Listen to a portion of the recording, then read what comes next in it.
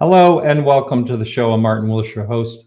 Another great show for you this evening. We're live this time. Last couple of weeks, we have been pre-recorded. This is a live show, and I'm honored to have Cody Jorgensen and Neil Boden on from the UFO database. That is a great database. I looked, I don't know, maybe 6 months or so ago. I found out about this, checked into it, and there's a lot of really great, credible UFO information there for anyone that's looking. And we are ready to bring our guests in. Well, first of all, I should say a couple things. Thank you for supporting the show. Thank you for listening and watching. And our audience is always growing, and I really do appreciate that. Anyone can support the show over at Patreon, and that link is on our website. Also, this week's blog is I think it's titled, Did UFOs Cause the 1965 Blackout? Now, that was like the whole East Coast from up in Canada all the way down through New York City. I believe it was something like 13 hours. And surprisingly, about 9 months later, there was a lot of babies born. I do remember that. I remember hearing about that. But anyway, I'm going to bring our guests in.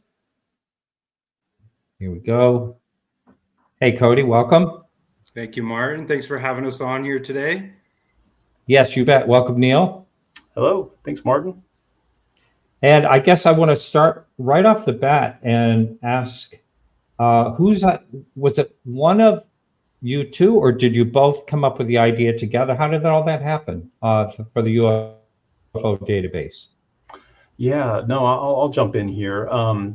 So it was really started with myself and some friends. We were discussing the UFO topic nonstop, basically, and going down the rabbit hole, looking into documentaries, movies, all this stuff, as much as we could find. And one of the things that we were noticing is the really just like we kept on wanting more, but it was like there was like it was not really well organized or structured.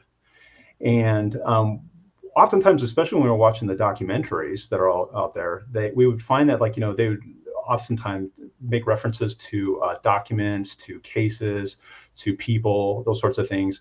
And then, wanting to learn more, we had to go out and we are doing Google searches to try and find out more information about that. And we just felt like there was this real need, there was this real lacking need for, what was lacking was the kind of a centralized source for all this information that was kind of connecting all the dots, basically. And that's where the idea for UFO database started. So myself, I have a background in technology, along with various friends that started the site with me.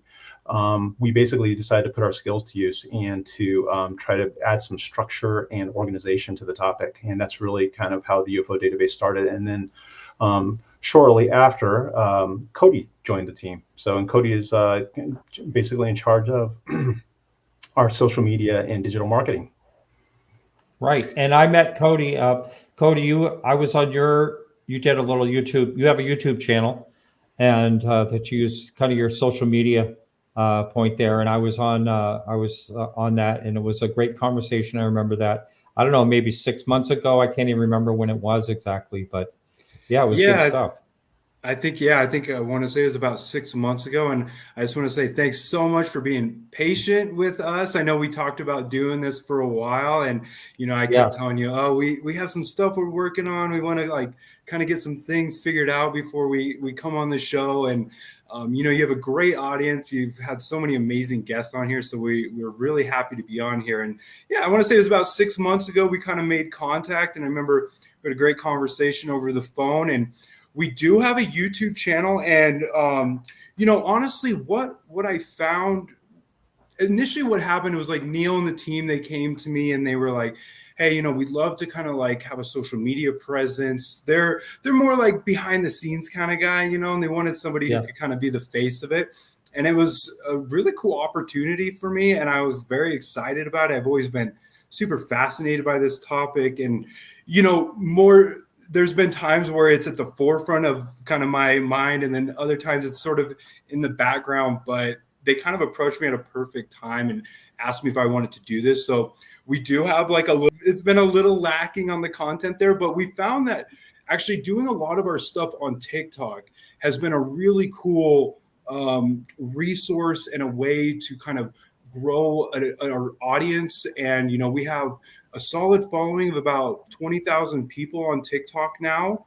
And it's been really, you know, an awesome experience for me. And I think one thing that I really appreciate about this project is from the get-go, it's always been with a focus on bringing a attention to this subject and not so much of the sensational kind of like catch you with these crazy headlines and things. Now, you know, of course, sometimes I make some videos like that. You know, it's fun for me to sort of kind of go off the rails a little bit here and there.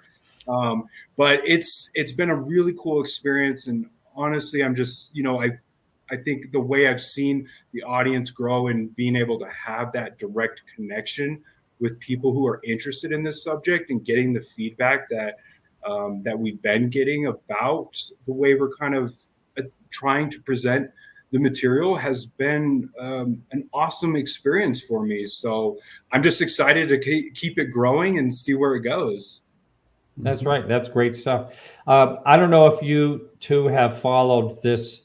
I mentioned it last Thursday when I do the UAP Crossfire every Thursday at 8 p.m. coming up also this week as well. But I mentioned last Thursday that I got contacted from one of my listeners about these 9-foot aliens at the mall, the marketplace in Miami.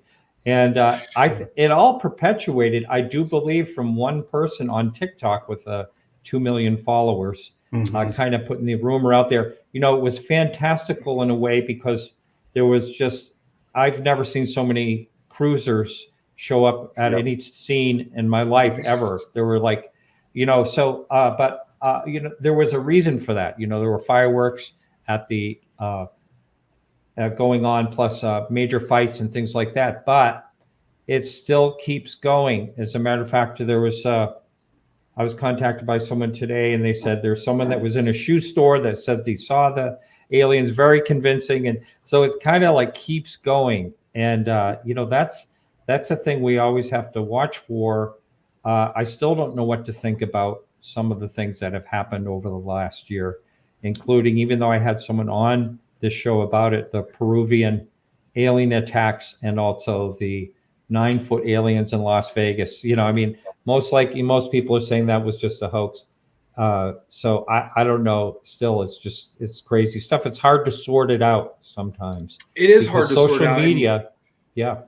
And I appreciate you actually. Sorry, Mark. Go ahead. No, I'm saying that when social media, it snowballs on that, it's awful hard to stop it. It is hard to stop it. And actually, I am kind of glad you brought that up because I actually did make a video today kind of, you know, I've noticed when I saw that stuff coming out, sometimes I'm just like, you know, I'm not going to touch this with a 9-foot pole because this is just, to me, you know, I'm looking for something a little bit more. And like you said, this was really kind of something that started from somebody making a claim that had a large following and it snowballed. And, you know, if you look on social media right now and TikTok and stuff, it's just like, it's astonishing to me how many videos have gained so many views from an event like this. And, you know, sometimes stuff like that can be a little disheartening, honestly, you know, from my perspective, at least. You know, I'm not opposed to people coming out and, you know, making sort of like these claims, but I think a lot of times with stuff like this, for whatever reason, it catches fire. Everybody wants to jump on the train and it kind of snowballs into something. And the facts really do get lost. And if you try to present something a little bit more grounded and a little less crazy, it can be challenging to get your voice to be heard. So I couldn't agree with you more on things like that, just sort of taking off. And I'm not so sure that is something that we really need right now around this topic, honestly. Yeah, absolutely.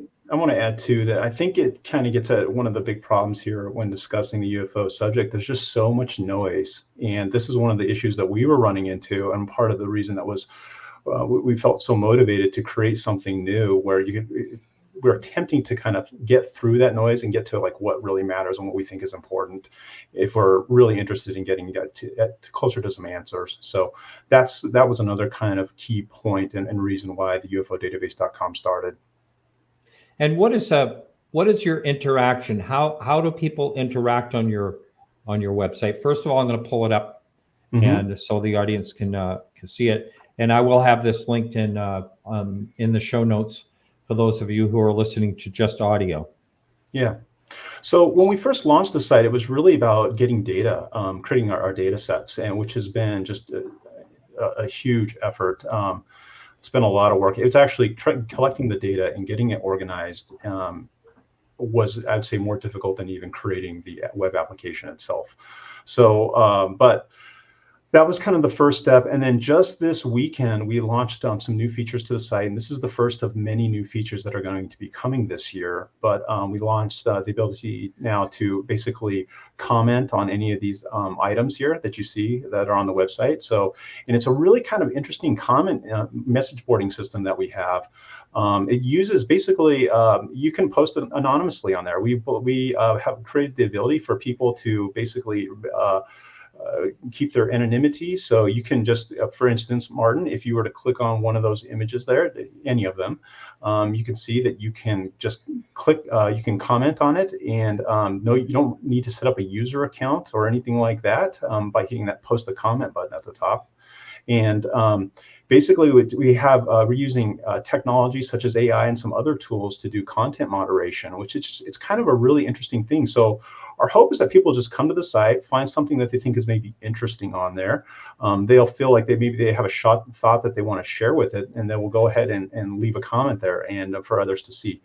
And then once our message boarding system, another thing that it does that's kind of interesting, maybe different from other sites like Reddit, is that we allow you to filter comments according to basically sentiment. So if you want to see everything, you have the ability to do that. But also if you just want to kind of see the keep it light stuff, you have the ability to do that as well. So it's kind of a different way that we're approaching the way that the community can interact on the subject.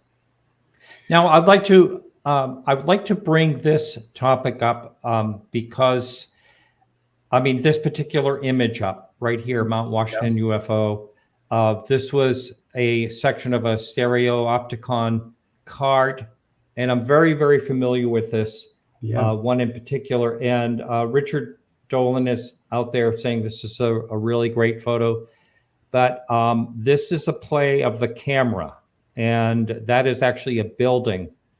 That this has been well organized, and even on the edge of the card, it identifies what that building is on Mount Washington. Yeah. So, but everyone has this out there as a real photo. So it's I mean, I don't mean to do this in any way to embarrass you.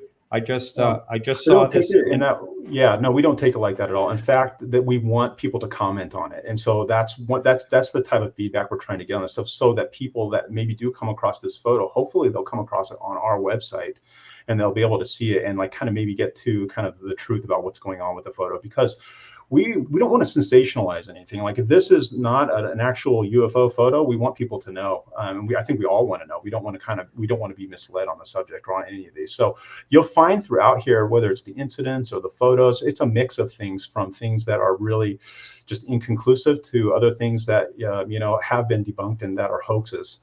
So that's part of what we're trying to do. We're trying to basically organize it in that way so people can get at a little bit closer to the truth.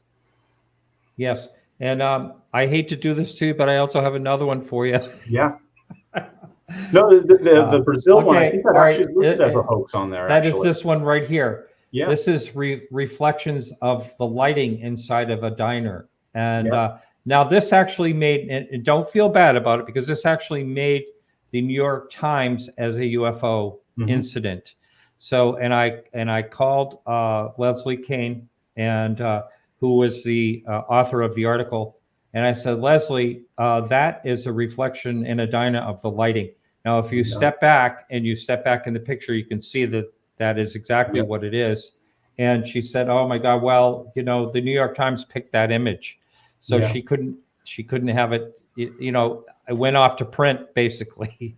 Yeah. So that's another case. But you know, I'm glad you're open to the feedback, and I'm glad Absolutely. you're, you know, And you're not we're on a taking offense section- to any of this.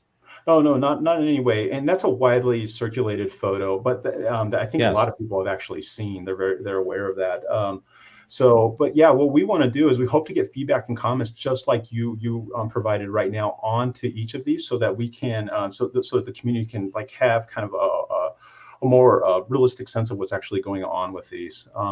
Some of these, like the particular section of the website that you're in right now with the UFO photos, that's just a collection of like probably the most popular UFO photos, or there's hundreds of them out there that people have seen that are kind of interesting. A lot of those are fakes.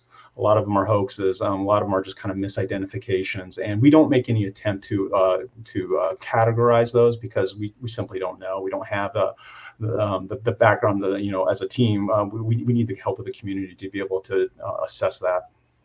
Yeah, no, that's good, because these are like you said, they're widely circulated images that anyone is going to come across if they're looking into this topic. When I first started looking into this topic, I could have made so many mistakes, and I did make some mistakes, you know, thinking certain things were real, and I think we you all know, have. certain people that I thought were reliable. And it's hard, you know, for the beginner. There's a lot of new people that are looking into this topic, you know, on a daily basis. New people come into it all the time. Yeah. And if they get involved in what they find out later is a bunch of fakes, they may just say, well, forget that, a bunch of screwballs. Yeah. You know, so it's good to get this information. And I'm glad this is why you have, you know, your website where you attempt to get out the real stuff. Yeah, and I think you're right. Like we've all, I think, run into this situation where we think something looks really convincing, you know, and then you find out later that it's not, and it is kind of deflating, I would say. And I think that it turns a lot of people off from the subject, because once they encounter that, they start to think like, well, everything's just made up, everything's fake. But I think anybody who's been looking at the subject would probably disagree with that statement that everything is fake and made up.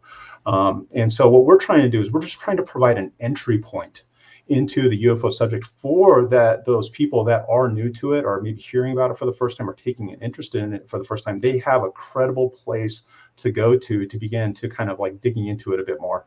So we do want all of it. We want the stuff that's, you know, been debunked, all the way to the stuff that's really kind of inconclusive, and just we're trying to organize it and structure it in a way that people can get a clearer picture of really what's happening, maybe. Yeah, and I think to kind of like go off of what Neil is saying too is, you know, this really is sort of like in its infancy. And so we do, you know, we understand like, okay, this is a work in progress. And I think, you know, from my experience, at least on the internet, is a lot of the sites you go to and stuff. One thing that can be really difficult is being able to find a searchable website, being able to find sort of like a user-friendly interface, and being able to kind of like interact with the content. So anybody can say anything or put anything about something on their website. And sometimes you don't really have any kind of community feedback or anything like that. And I think, you know, we are really just a small team. And honestly, Neil does so much of the work as far as the website is concerned. So, you know, this kind of putting it out there for people and allowing them to provide their feedback, give us insight, because Neil and I also, I mean, as much as I read and I learn, you know, I'm always figuring out something different, or maybe I find another source on something. And so we're trying to find a way where we can bring all that together and let people, you know, interact with one another, and we can hopefully develop these credible sources and a website that people will know they can go to, and they know that at least we're doing everything in our power to provide them with accurate information is really the hope behind it. Yeah. Okay. You see this question up here. Is there a way for people to submit photos? And you did say there is a way that you can post anonymously on there, right? You can, yeah. So you can post comments anonymously. The best way to send us photos would be just to email them to connect at the UFOdatabase.com. We are working on functionality right now to allow actually community members to be able to like help us build out the site and add content to the site. So that's a feature that we hope to launch a little bit later this year. But if anybody has like higher resolution photos or something that's maybe on the site that they think is important to communicate to a broader audience and are just looking for a place to get it out, we want to receive that information. So we encourage you to send it to us, and we will definitely get it online and put it up for the community to see and get it organized into basically the framework that we've established. Now, we talked about the skeptical part of this. Are you getting contacted from those people too as well? People that are, more or less skeptical in general? Yeah, like I said, I think one of my favorite things, honestly, about the community that I have been able to kind of develop and connect with on TikTok, especially, is I get such a range of people, and I think that I get a lot of skeptics, and Neil and I kind of talked about this before, that there is a difference between the people who are like the naysayers, and they're going to just they're going to kind of try to throw water on everything. And then a lot of times I get things where, from my research or from what the information I've been able to gather and what I've been able to put together and share with people, I don't always have it all. And so then I get people who present sort of that skeptical point of view, but they are able to kind of give me something to kind of look into. They'll provide maybe, another source or something else to kind of look into. And that is something I would say that I appreciate. One of the things I appreciate most about our community is we do have a fair amount of people who are following us, but they are skeptical of the phenomenon. But honestly, I've been reading lately how the skepticism has kind of been decreasing as far as the American population goes. And I think it's not to say that everybody believes that it's aliens or it's extraterrestrials, but I think you do see this progression with mainstream media and the narrative kind of being allowed out into the public more, that you have the ability to allow people who are skeptical to sort of open their minds to, maybe it's not UFOs, maybe it's not aliens, but they aren't completely shutting down that idea, and they're not necessarily saying that that's the craziest thing to consider. I know one of the things that I say when I kind of break into the topic of UFOs or UAP, whatever you want to call them, that I often say that, did you know that the Pentagon actually admits that they don't know what these videos are, or that certain things, they don't understand what they are? That just gives so much credibility to the topic alone. Yeah, so. You're bringing up a good point, Martin. It's always hard when you're talking to somebody new, especially if you've been looking into this for a while. Like, where do you make that entry point with somebody? Like, what is it what is the bit of information that you can say to them to like maybe capture their interest and make them want to ask another question? And that's something we have toiled with on our end to try and kind of understand that a bit better. And because it's hard, because you have so much information in your head and you're thinking so many different things. It's like, where can you start with somebody so that you don't scare them away? That's a really tough thing to do. That's right. Yesterday, I was getting my phone upgraded in a cell phone store, and they were trying to sell me internet. And I said, no, I have really good internet. It seems to lag a little bit tonight, but I have fiber optics here and all that. And I said, yeah, I have to keep the fiber optics because I do a live stream show. Next thing, oh yeah, what do you do it on? UFOs. And then there's a little silence. And then the girl said, oh yeah, didn't the CIA say, so it wasn't exactly the CIA, but yeah, there is, so it does get out there a lot. And these were, maybe 20 something year old, the whole group of them. And so hopefully they're listening tonight. At least one of them said they would. Yeah, but it's I think the public is more open-minded than they've ever been since I started doing the show. How many years ago now?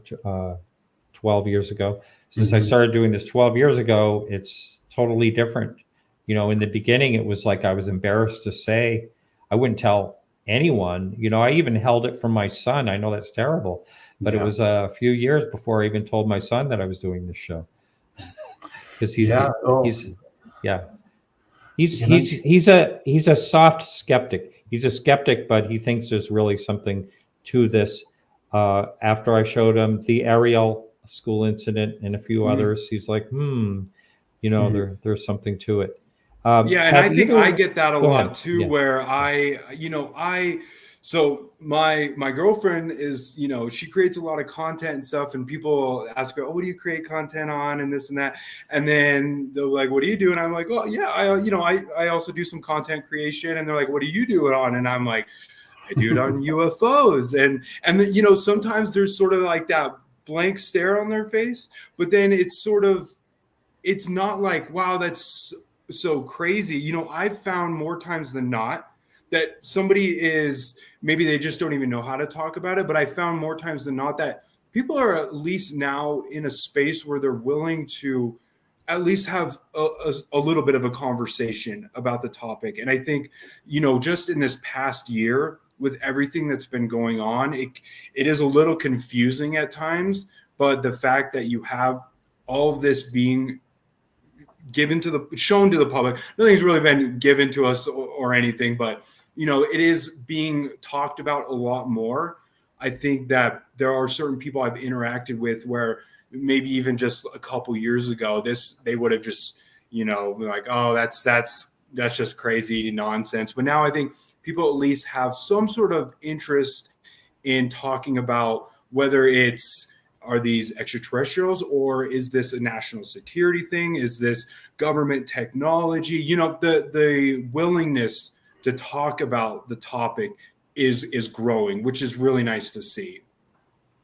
Absolutely. Yeah. And it just has changed, as I said, just tremendously. Because before, like I said, I was totally embarrassed to bring it up, and now I somehow was at a mathematician's house who had a collection. I do fine art appraisals, and somehow, oh yes, I know what it was. She said to me, I wonder if aliens like glass sculptures. That's exactly what she said to me out of the blue. It's like, you have the opportunity once something like that happens, even on a professional level, if someone says something like that to you, that had that wide open. I told her I was at the DC hearing, this July. Now, one thing I will tell you, that people's eyes still glass over and they turn the other way and they get fidgety if you talk about crash retrievals, reverse engineering crash retrievals. That's a little too far for most people to go.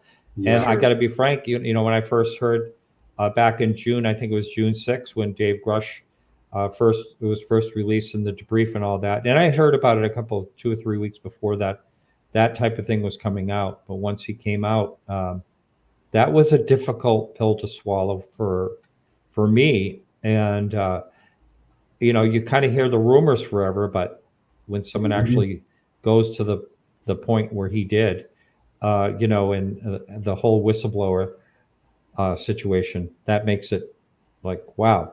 But you try to talk to the average person about that today, and it just doesn't. It's going to take a long time. It would actually take proof in hand, the nuts and bolts, as they say, I think, before people would really take that part seriously. Yeah. And I think, go ahead, Neil, go ahead. I was going to say, yeah, there are definitely some areas you can head down where you start to lose people. I think talking about crash retrievals is one of them. Also, when you start bringing in talking about extraterrestrial interactions, those sorts of things, you can lose a lot of people. So back to like what we're doing on the website, is we are really just trying to stay grounded on talking about UFOs, unidentified flying objects, and just trying to get people interested in like, hey, there's things out there that are happening. Just ask them the question, what is it? That's really where we feel like it is a great entry point for this, for people that are skeptical and that maybe have a lot of questions and are not comfortable talking about the subject, because we can all think that that's weird and like we probably want more information on that. Like something weird is happening. What is it? So, yeah. And what were you going to say, Cody? I was just going to say, yeah, I think the whole, crash retrievals and stuff, that can be a tough pill for people to swallow. And, I've recently just become like, I feel like I just want to be like an advocate for, what things like the Soul Foundation are doing. And I really think that there's been so much focus on like waiting for the government to sort of give us something that we're just going to be like, wow, that's the proof right there. And the pace they're going, and they've been going, but especially sort of this kind of like carrot they've been dangling out in front of us for the past year, and nothing really comes from it.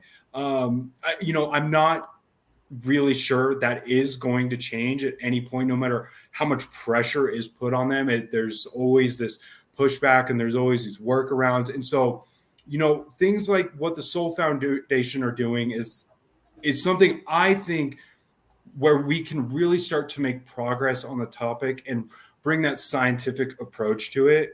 And I think that is really the missing element, is that it's just, we need to be able to at least have access to certain information and let people who don't have sort of certain motives going on dictate the narrative around this, and let the people who are willing to look at this with a scientific approach take the lead on this subject. And I really hope over the next year that will be the case, and that we will be able to see some more scientific approach to this. And I think it will, from people that I've seen in my audience, that I think that's something that they're really looking for. They're just so sick of what the politicians are telling them, what the government's telling them, that it needs to kind of be, the approach needs to go down a different path at this point.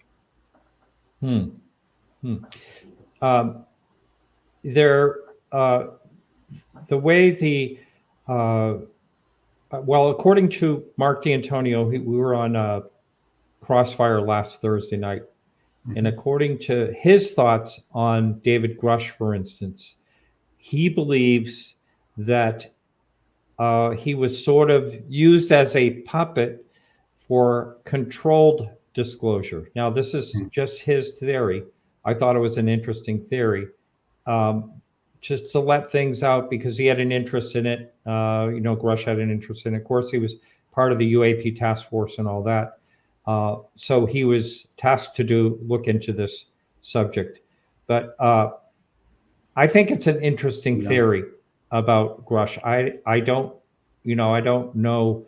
I don't side on any type of theory like that.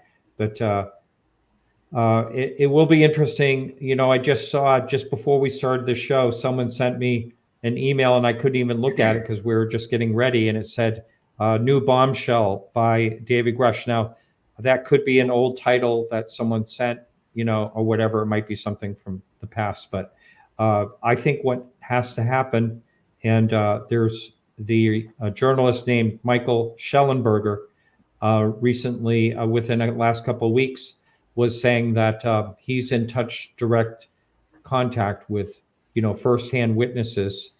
And, who knows, maybe some more will come out. This is supposed to be the year, according to Lou Elizondo. He's saying, everything's going to happen this year.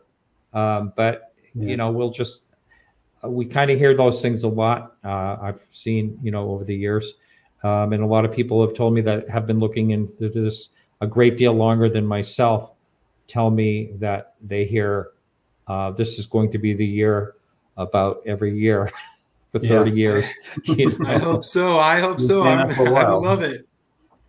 Martin, I want to say about David Grusch, one of the things I find really interesting about it, kind of hard to make sense of, is the fact that everything he has said has been cleared by the Defense Department. Isn't that correct? Yes, that's right. So some very sensational statements that basically they have given the thumbs up to go ahead and say. So I find that part of it really fascinating. That he's not saying anything that's as far as I know that he doesn't have permission to say.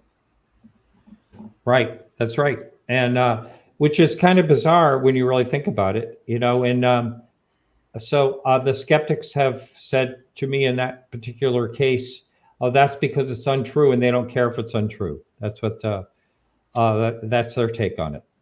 Yeah. So, but I don't really know for sure. But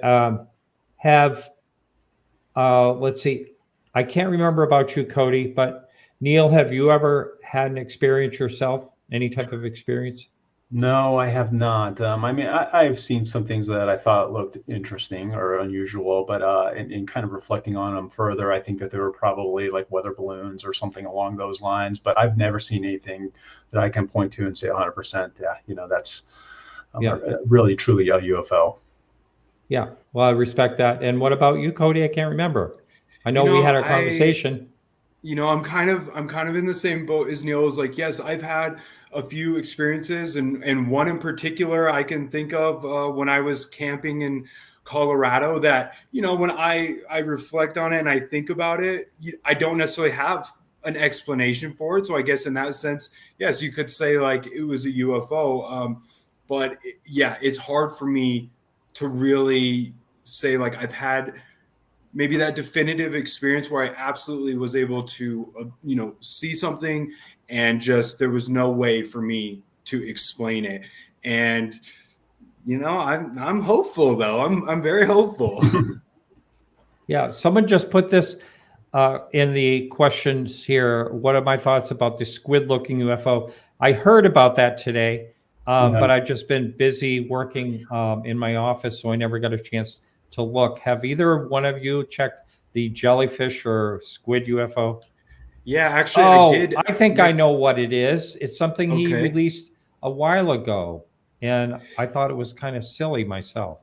But maybe I'm thinking of something else. My understanding is that this video that Corbell just put out today, I don't know if he's necessarily put this out in the past. I think he's talked about how he has had similar videos, but there was a video that was apparently released on the Weaponized podcast from him, and they're calling it the Jellyfish UAP. And he was only sharing maybe like a few minutes and little parts of the video that he supposedly it was leaked to him, and it was back in 2018 over a joint operations base in Iraq, and supposedly like a highly sensitive area. There's an object that is kind of going across. Now, according to Corbell, the object was captured on video for about 17 minutes. It was seen going in and out of the water. I don't know. I don't believe that part of the video was shown. And from what I remember seeing earlier, that was something that he was more or less told and may have not actually seen himself either. But, it's an interesting video. I mean, it's peculiar looking. One thing I did kind of notice in the video is it seemed like there was a definitive statement that this object was caught on infrared video from a military platform, and that it is getting hot and cold. But from what I've seen other people talking about is that that's not necessarily what's happening. It's more that the way the sensor is adjusting, it looks maybe like it's going hot and cold, but I don't know that that's actually what's going on. And, it's an interesting video, but I think there's still a lot to be kind of discussed about what is it we're actually seeing here. Okay. Well, I'll try to put that up if I can figure out how to do that to show it, to the audience as we're going along here. But no, I have not personally looked at that myself, and I don't know. I've always wondered where Jeremy can possibly get these, government type military videos, and some of them were taken from cell phones by, military personnel, over a screen or something like that. So that's pretty interesting. Yeah. But I think that I think that Corbell and Knapp have an interesting platform. They have, a large audience that they're able to reach. And I don't have their audience, right? I don't know. They know much more about this topic than maybe I do. I think from my personal experience, it's like certain things like this, they do tend to make headlines. And I think that's just all the more reason for people like Corbell and Knapp to really give us all the information they have, and just be very careful with what they're releasing, because a lot of people do take face value at what they're saying. And I appreciate what they're able to do, but I think it's just important that anybody with a platform like that, like we have to do our due diligence and hopefully give not too much of a biased narrative on what it may or may not be is kind of what I would say about stuff like that. Well, I think that's a very well balanced way to look at it myself. I did pull it up. I'm not sure exactly how we're going to see it here. And again, this is something I'll try to put in the show notes for everyone as well. And let's see if I can get that up and here. So yeah, it's the leaked military. I just don't understand how a private citizen like him can actually get these videos. I mean, to me, it's rather bizarre. I don't know if he ever says. Have either one of you ever actually seen him share why he's getting these videos? No, I haven't. I wonder if it's just that he's possibly just known as being one of these people that can disseminate the information. And so when maybe somebody has something like this to show, like he's the guy to go to. Yeah, that's weird. Okay.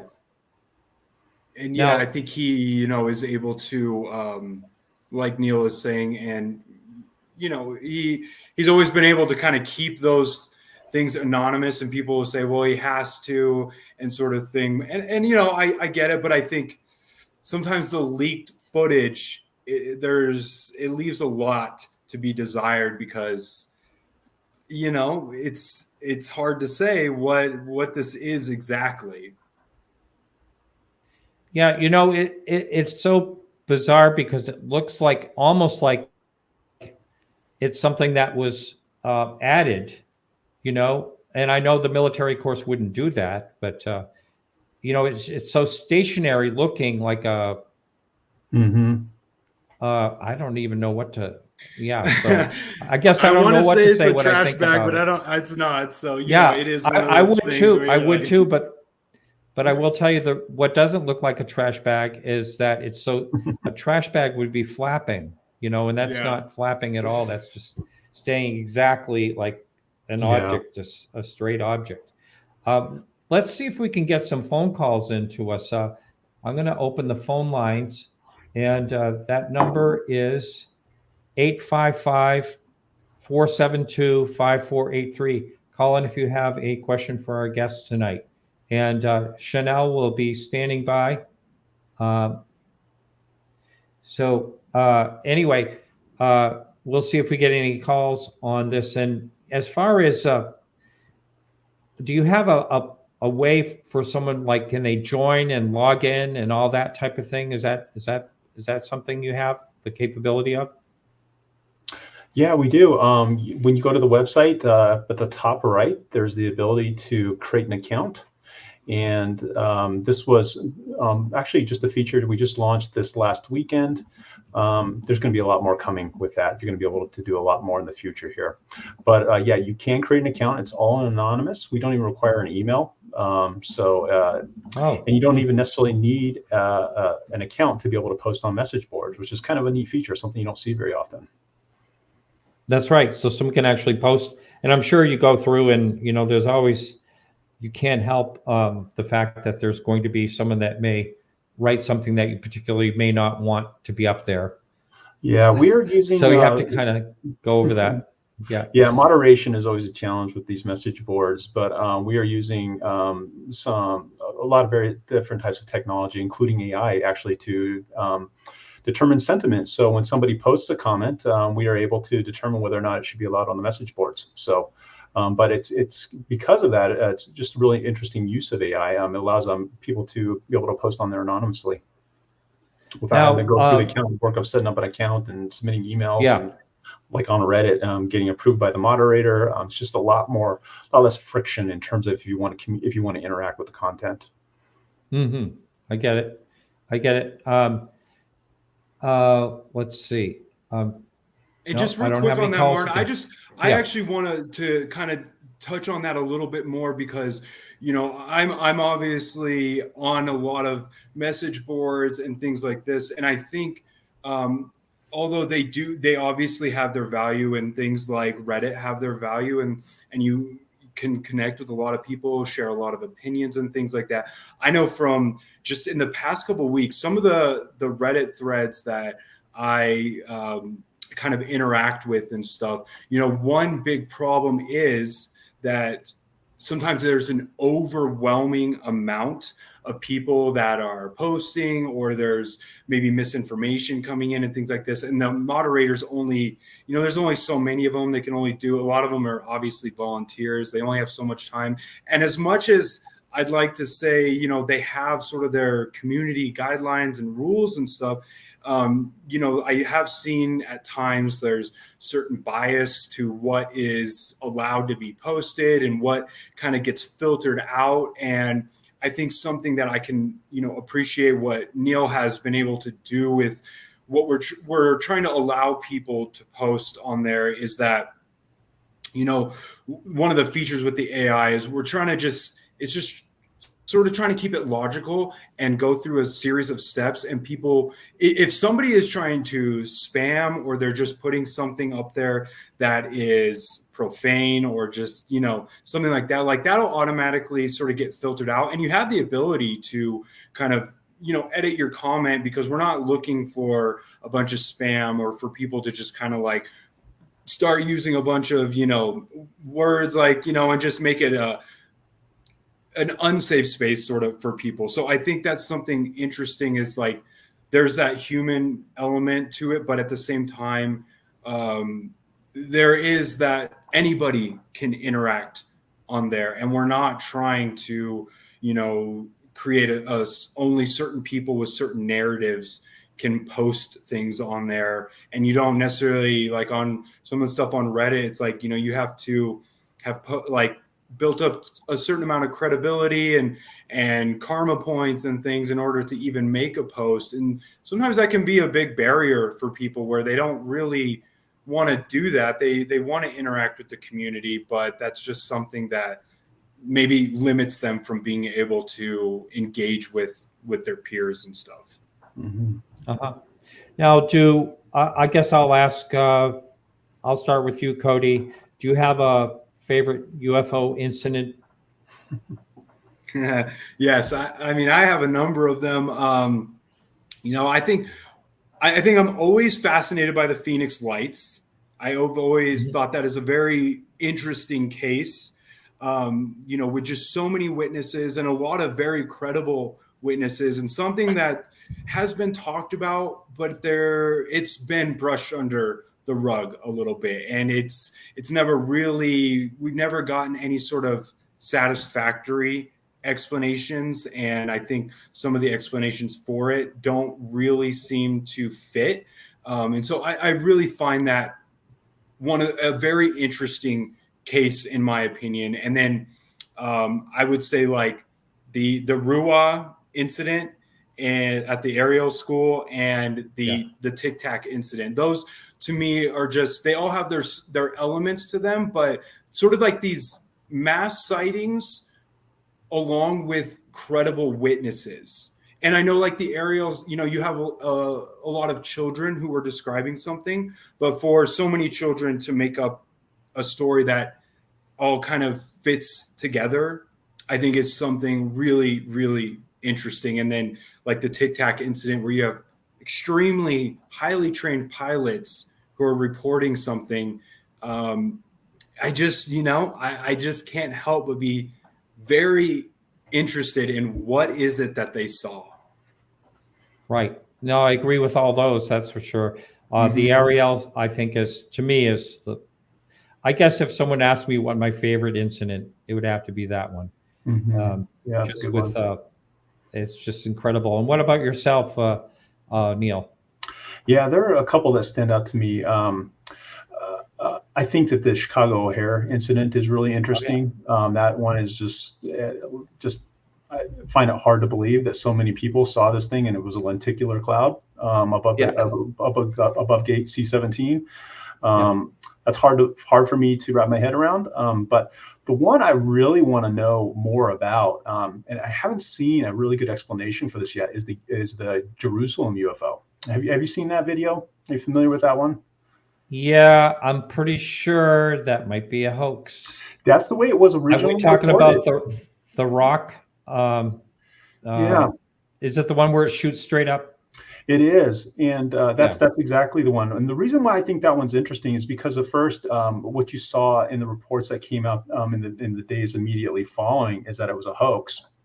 But then what came out afterwards is you started to see these footage of the event from multiple camera angles. So on our website, you can see actually there's a collage of basically 4 times synced up together where you can see it happening from 4 different angles. So that's kind of interesting. But what's also fascinating is if you do a little bit of digging, you'll find that there were actually interviews with people that were under near the rock when that happened, and they're going in and they're talking to shop owners and basically people saying they can't explain what happened there. They saw something, but they don't know what it was. So that's one that's like a big mystery. It may end up being a hoax, but I find it really fascinating. It's really kind of some interesting footage, and if it is a hoax, I think it's pretty well thought out. Yeah. Well, I think that's going to be it for our show this evening. And it's been wonderful with you two gentlemen. And I wish you all the luck with that website. It'll be linked in the show notes and through the text also as well. But you've both been very kind, and I appreciate what you're trying to do and trying to get that information out there. You know, it's great to have younger people as yourself. I consider you younger, considering where I'm sitting from. I do appreciate the fact that you're taking this seriously and trying to do something with it. Well, thank you, Martin. We really appreciate your time and having us on here. Yep. You bet. All right, you both take care now. Yeah. Thank you. Thank you. All right, we will be back next week, and it's with Grant Levesque, a ufologist from Australia. Thank you all very much for watching and listening, and remember to keep your eyes to the sky.